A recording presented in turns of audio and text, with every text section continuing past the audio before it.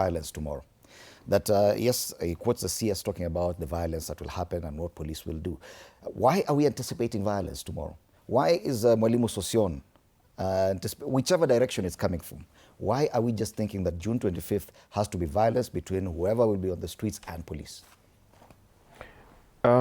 Fred, my view, and I speak as somebody who spent last weekend in Kisumu in the neighborhoods trying to talk to young people. And you know, Kisumu was for many years been the hotbed of protests, and has, you know, felt the full brunt of the pain of the aftermath of protests, with bodies in the mortuary, with destruction of property, with injuries, and with, you know, destroyed economy. I don't think my learned brother has experienced protests. I don't think so. I don't think he knows the pain. Okay? And so June 25th, as I mentioned, is an important day. It's an important day to remember not only the June 25th, 2024 protest victims, but to remember victims of the colonial brutality during the Mau Mau protests, to remember the victims of the Wagala massacre, to remember the victims of 1982 when people were shot, to remember the victims of the, you know, the Mwakenya period, of the 1990 protests, the Sabasaba protests, okay?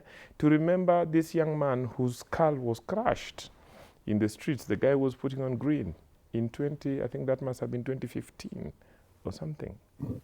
It should be a day, just like Sabasaba and other days, you know, to remember Baby Pendo, who, you know, the former CS, Matiang'i, stood on the steps of Kisumu police station a day after she died and celebrated the policeman who walked into the father's house in Nyalenda and literally crushed the baby's skull, okay?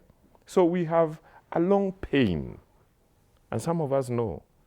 On 2007, I was among the youth leaders who was counting bodies in the mortuary. I still feel the smell of the dry blood. But so my point is that we should not anticipate violence, and anybody who is anticipating violence are the people who, you know, may be fermenting violence. The issue is the Constitution under Article 37 protects peaceable and unarmed protest. And mark the word peaceable. It is not peaceful. It is peaceable. Peaceable connotes that you must demonstrate that the planning, the organization, the mobilization, the entire event will be peaceful, and that there is no possibility that it can turn chaotic. Then why are we anticipating violence? Because of history.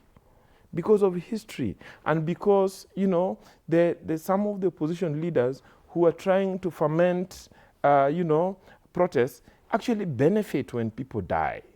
They would want to create a confrontation between the police and young people, and they're using what in political science you would call, you know, they would put the government in a situation where the government would lose one way or the other.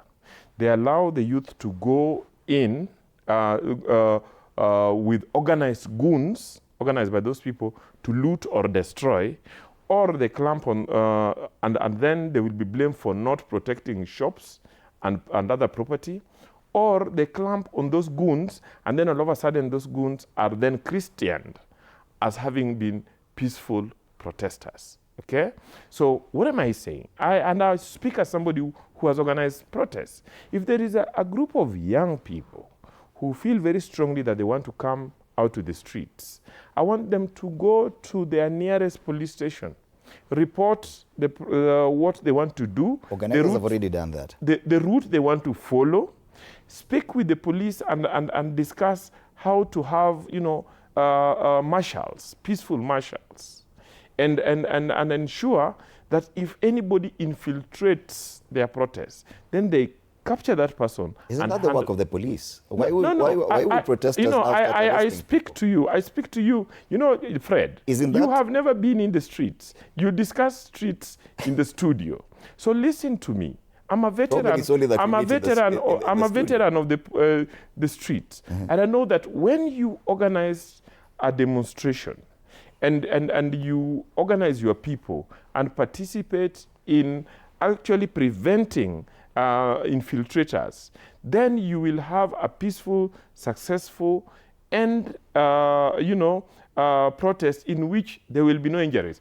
And I am not talking out of the blues, because the Constitution actually gives you the obligation as an organizer of protest when it puts the word peaceable and unarmed. Where does that leave the police? What is their work? Because if so long as there is anybody in your midst who is not peaceable, so long as there is anybody in your midst who carries stones and machete and destroys property, that protest loses its meaning. And I think that's where the police come in, Wakili Kinyanjui. How are we now turning